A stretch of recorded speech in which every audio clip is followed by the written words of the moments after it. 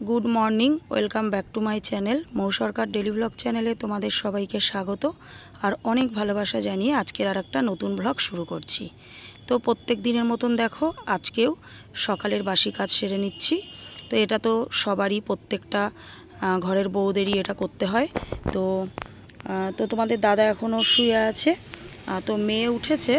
তো এখনও মানে আমার শাশুড়ি ঘরে রয়েছে, ও মানে আমার শাশুড়ির সাথে শোয়। তো এই বাড়িতে আসার পরে ও আর আমাদের সাথে শোয়নি। আমার শাশুড়ি দুদিনের জন্য ননদের বাড়িতে গিয়েছিল, তাই বলছে আমি শোবো না, আমার এই ঘরে খুব গরম লাগে। মানে আমার শাশুড়ি ঘরটা টিনের ঘর, তো তোমাদের আগের ভিডিওতেও বলেছি। তো ও বলে কি মা ওই ঘরে আমার ঘুম হয়, আর খাটটাও বড় খাট। আর আমাদের কি বলো তো, মেয়ে এখন বড় হয়ে গেছে, তো এবার তিনজনা খুব অসুবিধা হয়। ঠিক আছে, মানে আমারও জায়গা লাগে, মেয়েরও জায়গা লাগে। তোমাদের দাদারও তো প্রবলেম হয় না, প্রবলেম হয় আমাদের দুজনার। তো যাই হোক, তারপরে দেখো আমি এদিকে কাজ সারছি আর মা ওদিকে দেখো, মাকে বললাম মা আটা ফুরিয়ে গেছে, তুমি আটা নিয়ে আসো, আটা নিয়ে এসে আটাটা মাখো।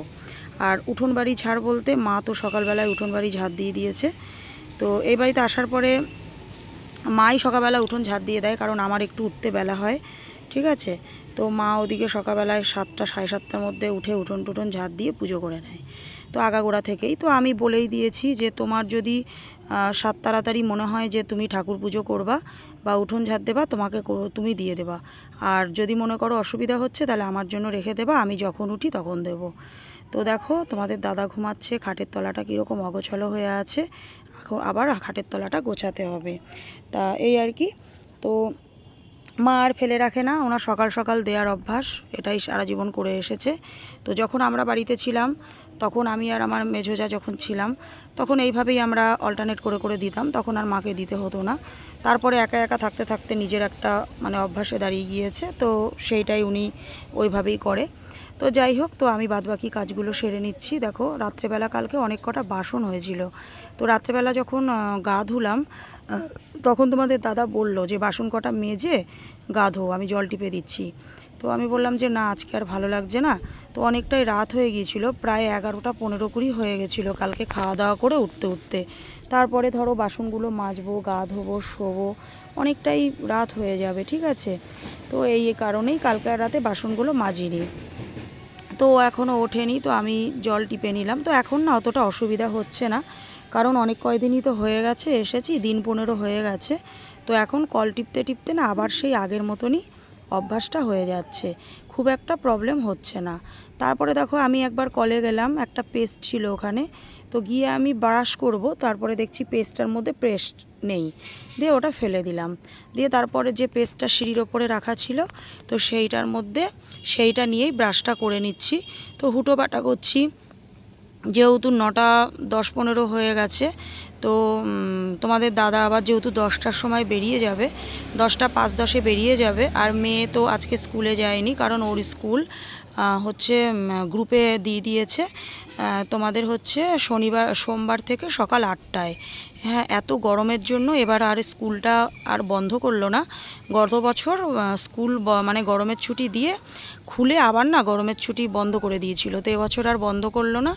তো সকালে মর্নিংয়ে স্কুলটা করে দিল, সকাল 8টার থেকে মানে 11টা 35 ছুটি।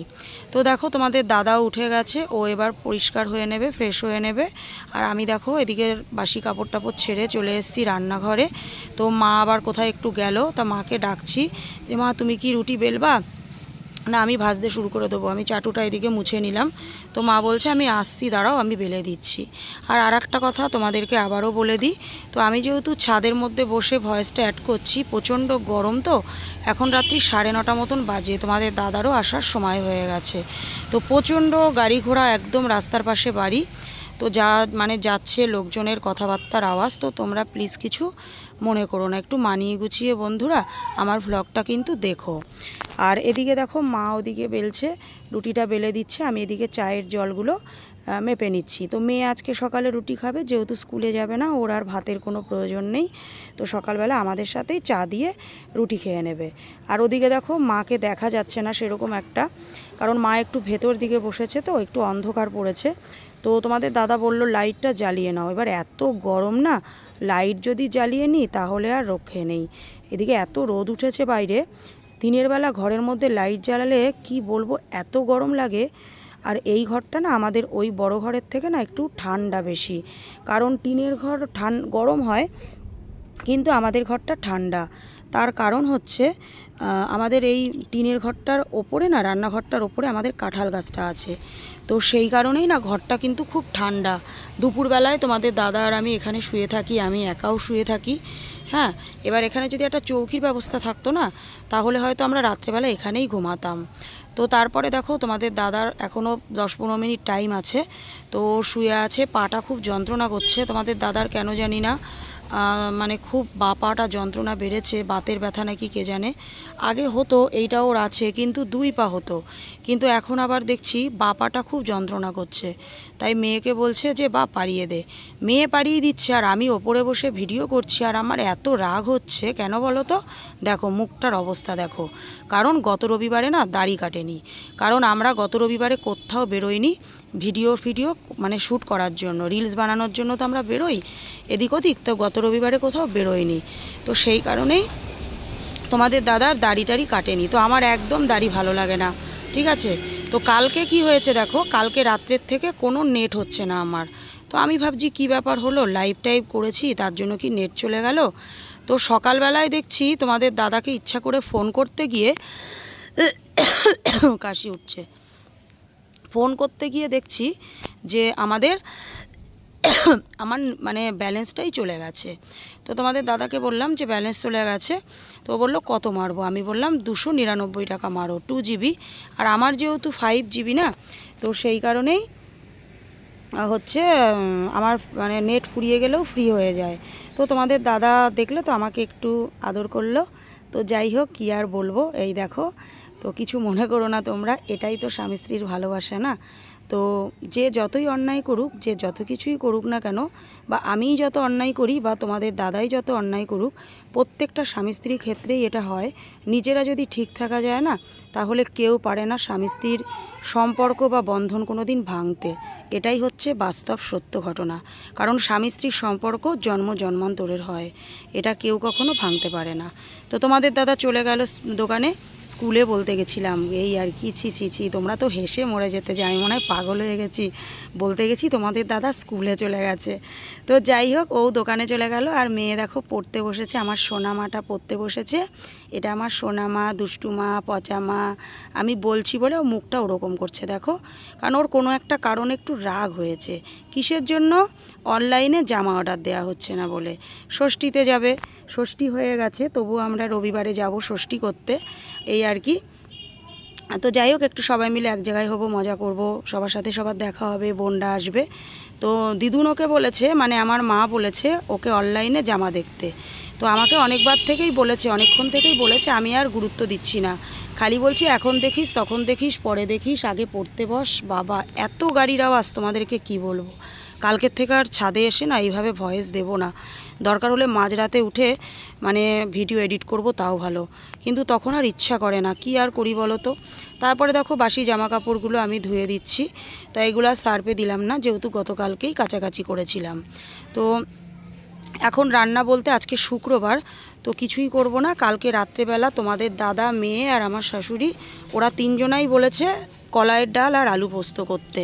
ওরা তিনজনাই খুব ভালোবাসে খেতে, কিন্তু আমার না কলাইয়ের ডালটা আমি একটু অ্যাভয়েড করি, কারণ কলাইয়ের ডাল খেলেই না আমার খুব প্রবলেম হয়। কলাইয়ের ডাল খেলেও হয়, আলু পোস্ত খেলেও হয়, জানি না কেন। তো সেটাই হয়েছে, যেহেতু আমি ভয়েসটা পরে অ্যাড করছি। তো আমার প্রচণ্ড গলা বুক জ্বালা করছিল, তাও তো আমি কলাইয়ের ডাল পাতেই নিইনি, শুধু আলু পোস্ত দিয়ে ভাত খেয়েছি। তো মেয়েকে দিয়ে ইনো আনালাম, ইনো এনে খেলাম। তো এখন আপাতত গলা বুক জ্বালাটা অনেকটাই কমেছে। তারপরে দেখো রান্নার দিকে চলে এসেছি, ওদিকে ভাত বসিয়ে দিয়েছি, আর এদিকে আলু পোস্তটা করে নেবো। আজকে রান্নার সেরকম একটা ঝামেলা নেই, এই দুটো পদ এখনই হয়ে যাবে। আর মেয়ে ওদিকে স্নান করতে যাবে, তো ওকে আমি অনেকক্ষণ থেকেই বলছি যে বা স্নান করতে যা, বা স্নান করতে যা। ও বলছে মা একটু পরে যাচ্ছে। আসলে কি বলো তো, এত গরম না, খালি মনে হয় যে স্নান করার সময়ই একটু আরাম পাবো, স্নান হয়ে গেলেই তো ব্যাস, আর ভালো লাগবে না। তো এই ভেবেই না আর স্নান করতে যায় না। তো আমি যেরকম 2-3 বার করে গা ধুই, স্নান করি, সেটা তো আর ওকে করতে দেওয়া হয় না। আর ধরো সিজারের বাচ্চা, প্রচণ্ড গায়ে গরম, শুধু মিঠি বলে না, এটা প্রত্যেকটা বাচ্চারই হয়। তো যাই হোক, তো এইবার আজকে এই রবিবারে তোমাদের দাদাকে সেটাই বলছিলাম যে এই রবিবারে হয়তো এই রবিবারে তো আমাদের আর ভিডিও শ্যুট করা হবে না, কারণ রিলসও নেই। মানে তারাপীঠ গিয়ে যে কটা রিলস বানিয়েছিলাম তো সবই প্রায় শেষের দিকে। আর এই চামটা মন্দিরে গিয়েছিলাম, তো আর হচ্ছে সেই দিনকে একটু মায়াপুর গিয়েছিলাম আর দুর্গা মন্দিরে গিয়েছিলাম, তো বেশি করতে পারিনি। তো কয়েকটা রিলস মতন আছে, তো সেইটাই মেয়েকে বলছি। তোমাদের দাদা তো এখন দোকানে, তো মেয়ে ছিল পাশেই ছিল, তো মেয়েকে সেটাই বলছিলাম যে বা এবার করা হবে না, তো সামনের রবিবারে কিন্তু আমরা কোথাও না কোথাও যাবই। তো এখন কি হয়েছে জানো তো, আমরা যেখানেই বেরোই মেয়ে না খুব একটা বেরোতে চায় না, এত গরম। আর ও খালি বলে মা তোমরা যাও, আমি যাব না। তো ওকে রাখলে রাখতে পারি, কিন্তু আবার দেখেই যে আমরা বাইরে যাব বা কিছু হয়তো ভালো মন্দ একটু আধটু খাওয়া দাওয়া করবো, মেয়েটার জন্য যতই নিয়ে আসি যে ও যাবে না, ও আমাদের সাথে খাবে না, তবুও না এটা কেমন লাগে। তো ওকে হিসাব মতন না এখন একটু জোর জবস্তি করেই নিয়ে যেতে হয়। তো দেখো এর আগের দিনকে দুর্গা মন্দিরে গিয়েছিলাম, কিছুতেই যাবে না, হিসাব মতন ওকে জোর জবস্তি নিয়ে গিয়েছি। তো তারপর দেখো রান্নাটা হয়ে গেছে, কলাইয়ের ডাল আর আলু পোস্ত যেটা বানিয়েছি, তো একদম পাতলা করে ডাল করেছি, একটু বেশি করেই করেছি। তো তো সেই কারণেই যেটা বলছিলাম, তো ওকে জোর জবস্তি নিয়ে যেতে হয়, ঠিক আছে। তো এবার কি বলো তো, কিছু কিছু সময়ে সব সময় স্টিক মানে স্ট্যান্ডটা নিয়ে যাওয়া হয় না, মোবাইল স্ট্যান্ডটা। এবার মেয়ে গেলে ফোনটা ধরতে পারে, বা যেই রিলসগুলো ধরো একটু কাট রিলস করি সেগুলো সব সময় তো স্ট্যান্ডে লাগিয়ে হয় না। তো মেয়ে সেই জিনিসটা ধরে দিলে ভিডিওগুলো বেশ ভালো হয়। তো আর মেয়েকে ছাড়া ভালো লাগে না এটাও। তো যাই হোক, তারপরে দেখো স্নান টান করে চলে এসেছি, মেয়েরও স্নান হয়ে গেছে, আমারও স্নান হয়ে গেছে। তো বসে বসে মা মেয়েতে কিন্তু বেশ ভালোই গল্প করছি। তো ওই যে সেই জামা নিয়েই দেখো কথা বলছে, আমি বললাম ঠিক আছে দাঁড়া, তুই কটা জামা দেখিস। আবার কি বলো তো, আমার একটু মানে খুব একটা পছন্দ না যে অনলাইনে জামাটা অর্ডার দিই, কারণ আমি নিজের দুটো চুড়িদার এর আগে অর্ডার দিয়েছিলাম। তো অনলাইনে মিশো থেকে অর্ডার দিয়েছিলাম, ঠিক আছে। তো আসার পরে কি হয়েছে বলো তো, আসার পরে না মানে চুড়িদার দুটো আসার পরে লিলেন কাপড় পরে অর্ডার দিয়েছিলাম, তারপরে দেখছি দুটো কুর্তি আমি ঠকে গেছি জানো তো, দুটো কুর্তি সিনথেটিক এসছে। তো কি আর করা যাবে বলো, তো ওটা তো আর চেঞ্জ হয়, কিন্তু আমি আর তখন জানতাম না যে ওটা চেঞ্জ হয়, টাকা অ্যাকাউন্টে ঢুকে যায়। তো পরে আমি জেনেছি জিনিসটা, তো অনেক দিন হয়ে গেছিলো, তখন আর আমি চেঞ্জ করতে পারিনি, রিটার্ন করতে পারিনি। তারপর দেখো তোমাদের দাদা আজকে কি করে বেড়াচ্ছে, তো খেতে এসেছে, তো ওখানে কথা বলতে গেছিলো ক্যামেরার সামনে। তো আমি বললাম আমি ভয়েস অ্যাড করব, তুমি যে কথা বলছো তা ওটা কেউই শুনতে পাবে না, বন্ধুরা কেউই শুনতে পাবে না, তুমি পরে এক সময় বলো। তো আমি আজকে ভিডিওটা বেশিরভাগই ভয়েস অ্যাড করে করব। তো তার জন্যই আবার ও ওরকম করছে। তো ও তো কলাই ডাল আলু পোস্ত দেখে খুব খুশি, দেখো করছে, দেখো ইচ্ছা করে, দেখো। তোমরা কিন্তু কিছু মনে করো না, বারবার বলছি, তোমাদের দাদা একটু এরকমই করে সব সময় তোমাদের সাথে শেয়ার করি না, তো কি মনে হলো যে আজকে শেয়ার করি, ঠিক আছে। তো ওকে আবার বললাম যে তুমি আমটা পারো, তো ওই পাশের বাড়ির থেকে আম দিয়ে গিয়েছিল, তো সেই আমের মানে 7-8টা আম দিয়ে গিয়েছিল, তার মধ্যে 2টো আম পেকেছে। তো এত মিষ্টি তোমাদেরকে কি বলবো, ঠিক আছে। তো তোমাদের দাদাকে সেটাই বললাম যে আমটা দাও, তো আমটা আমি কেটে নিই। তো বলছে যে 2টো আম কজনা খাবা, আমি বললাম 2টো আম তো আজকে খাবো, আর 5টা আম যে কাল পরশু পেকে যাবে, তো 2টো আমি সবাই মিলে ভাগ করে খাবো। দেখেছো ওর আলু পোস্ত এত ভালো রান্না হয়েছে, আর সত্যি কথা কি বলবো, আমার অম্বল হতে পারে কিন্তু নিজের রান্না বলে বলবো না, সত্যি আলু পোস্তটা খুব ভালো হয়েছে। তো আমি আর মা আর মেয়ে খেয়ে নিয়েছিলাম। তবুও যখনই খেতে বসে, আমি তো কোনো দিন খাই, কোনো দিন খাই না, খিদে পেলে খাই, না হলে খাই না। তো যেদিনকে খাওয়া হয়ে যায় সেদিনকে জোর করে ওর কাছ থেকে দুগাল হলেও আমাকে খাইয়ে দেবে, হ্যাঁ। আর আজকে আমার খিদে পেয়েছিল, এর জন্যই আমি খাই না যে ও একা একা খাবে। তো আজকে আমার বিশ্বাস করো খুব খিদে পেয়েছিল। তো আমাকে এমনি আসার পরে বলবে যে তুমি খেয়ে নিতে পারো না, আমার 4টে বেজে যায় আস্তে আস্তে। তো ও দেখো কি করছে, আজকে মাথা আঁচড়াচ্ছে, মানে মাথা ইয়ে করছে, দেখছে। তো আমিও আম কাটছি, আমটা খুব মিষ্টি, তোমাদেরকে আগেই বললাম। দেখো 2টো আটি হয়েছে আর 4টে পিস হয়েছে।